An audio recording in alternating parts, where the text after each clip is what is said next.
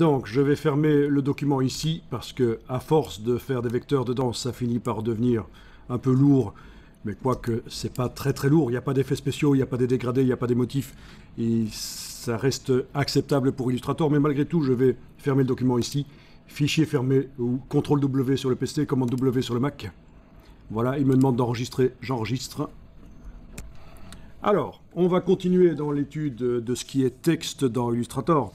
Donc, les différentes choses, pas nécessairement dans cet ordre-là que j'ai noté, qu'on va voir et qui est quand même intéressant, c'est le texte déformé par enveloppe. On appelle ça une enveloppe. C'est une espèce d'opération mathématique qui déforme le texte. Très intéressant. En général, on utilise la déformation par arc de cercle. On verra aussi du texte avec des bords blancs superposés. Ça va un peu faire référence à l'exercice du guépard. Vous allez voir. Très pratique pour faire rapidement des logos, des logotypes, des logos avec du texte avec des bords blancs superposés. Et vous verrez que pour mettre des bords blancs sur du texte, c'est pas facile du tout. Il faut connaître l'astuce. Et on va garder le texte non vectorisé, modifiable, dynamique. On appelle ça dynamique. Dynamique en infographie, ça veut dire modifiable.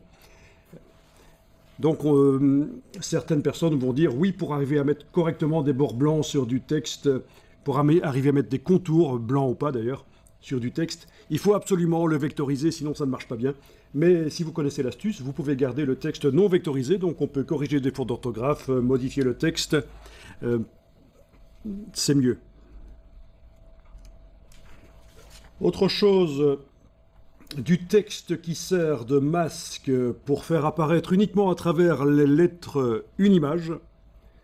Donc ça c'est relativement intéressant, je dis relativement parce que Photoshop s'en sort pas trop mal du tout sur ce type de travail, d'une image qui apparaît à travers du texte, et donc voilà. Illustrator le fait aussi, mais je me demande à la limite s'il le fait pas moins bien que Photoshop, mais malgré tout on verra. Donc du texte dont les caractères sont créés par une image qui est derrière en fait. Le texte sert de masque.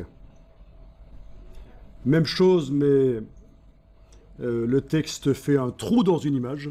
Ça aussi, c'est amusant et intéressant comme effet. Et ce sera l'occasion de voir pour la première fois les ombres portées, les effets spéciaux d'ombres portées dans Illustrator. Et voilà, parce que ça amènera un effet de papier découpé, en fait. Intéressant. Donc l'effet papercut.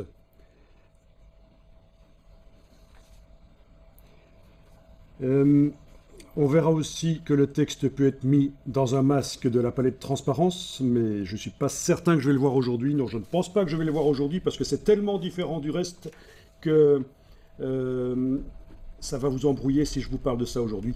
On va rester dans le vectoriel principalement et ne pas utiliser cette fonction de masquage par la palette de transparence. On fera un effet art déco sur du texte avec des fonds décalés. On fera du long texte placé dans une forme géométrique, et là on va utiliser un autre outil qui sera le texte captif.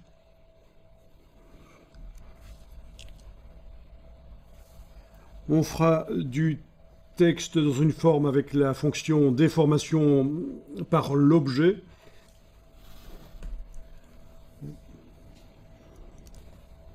Mais là aussi, je vais le garder pour un autre jour, en fait. On mettra des contours et des fonds sur du texte. Après, on pourra en faire un style graphique et l'appliquer sur n'importe quelle autre forme, même si ce n'est pas du texte.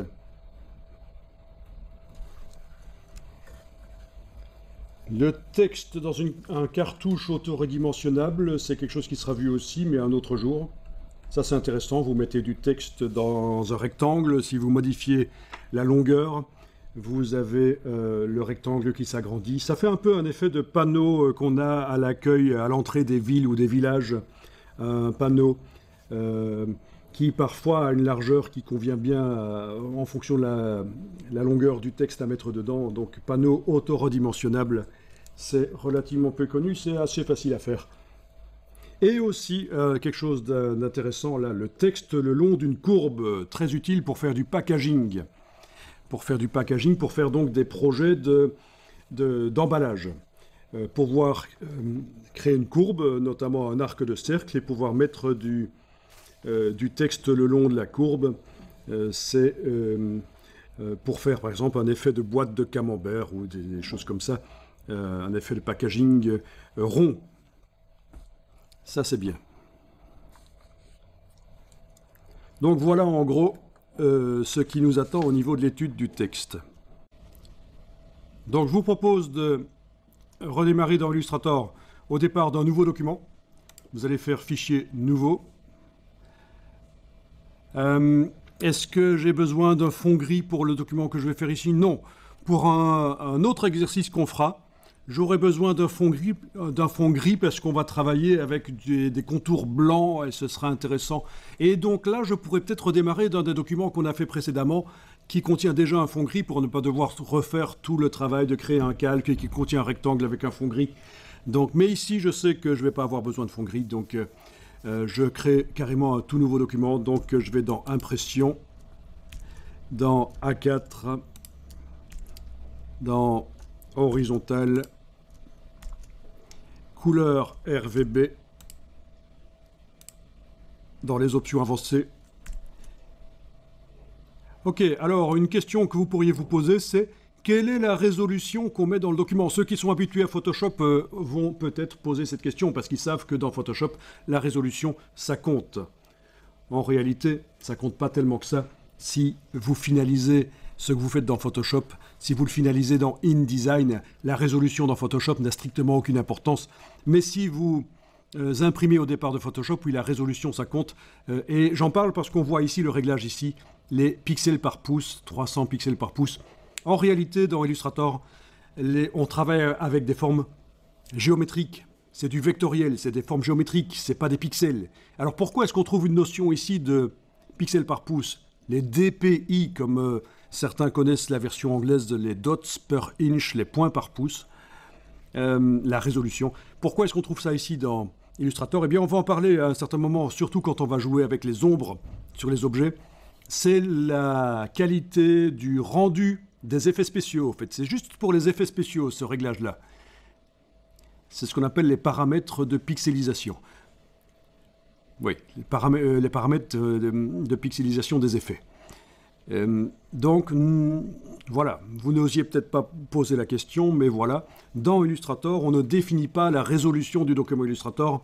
C'est en fait ici la précision des effets spéciaux. Et on en reparlera, et ça peut se modifier une fois que le document est fait, sans problème, et ça n'influence pas la qualité de l'illustration qu'on a faite avant qu'on modifie ce paramètre en cours de route sur le travail d'une illustration. Donc voilà, juste ici, dans les options avancées, c'est juste couleur RVB qu'il faut changer. Je fais Shift Tab pour me débarrasser des palettes. J'ai dû le faire 2 fois. Shift Tab. Parce que la première fois, ça a fait réapparaître des palettes. La deuxième fois, elles ont disparu. Voilà. Alors, vous allez prendre l'outil texte basique. Et vous allez cliquer sans bouger la souris. Comme ça, vous ne faites pas un rectangle qui contient du texte, vous faites une ligne de texte. Cette ligne de texte, on va l'agrandir avec l'outil de transformation manuelle. En prenant une poignée du coin, oups, j'annule, parce que ça a tourné, voilà. Avec la touche majuscule enfoncée, je lâche le bouton de la souris, puis la touche majuscule. Voilà, j'annule décidément. Voilà, j'ai bu un peu trop de café peut-être. Donc voilà, ok. C'est agrandi. Et là, on va taper du texte à la place. Donc ça, c'est ce qu'on a fait tout à l'heure. Normalement, c'est pas trop difficile à faire. Une ligne de texte qu'on agrandit par l'outil transformation manuelle avec la touche Shift, la touche majuscule, pendant qu'on prend les poignées du coin. Puis, je sélectionne tout ça. Et je vais taper n'importe quoi.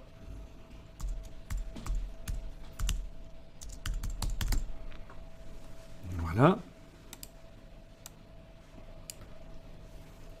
Donc, l'étape suivante, logique, choisir la police et choisir enclencher l'alignement optique, l'approche de paire optique. L'approche de paire optique. Donc, on va faire apparaître les panneaux paragraphes et caractères, menu fenêtre, texte, caractère, raccourci CTRL-T si vous voulez. La ligne est bien sélectionnée, on la voit, avec la flèche noire vous l'avez sélectionnée. Vous allez choisir dans la liste ici, vous allez choisir dans quel caractère vous mettez ce texte. Alors, il y a deux grandes familles de caractères. Il y a les familles, les polices bâtons et les polices avec empattement. Les polices bâtons, ben, c'est quand il n'y a pas les petites pattes. Ici, voilà une police avec des petites pattes, évidemment.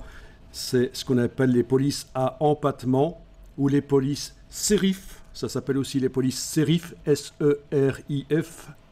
Et puis vous avez les autres types de polices qui sont des polices sans les petites pattes au bout, les polices sans sérif. Donc S-A-N-S, sans, S-E-R-I-F, sans sérif.